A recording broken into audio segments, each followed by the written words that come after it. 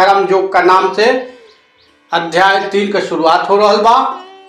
कृष्ण बतौलन अब तलक ज्ञान का साथे कर्म, अर्जुन सुनलन ध्यान से तबो न बुझलन मर्म।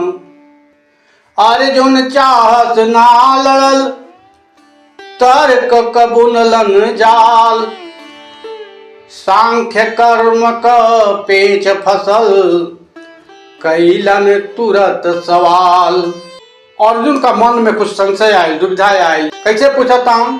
अध्याय 3 का पहला श्लोक, ज्यायसी चेत कर्मणते मता बोध जनार्दन, तत् किम कर्मणि घोरे मानियो जयसि केशव।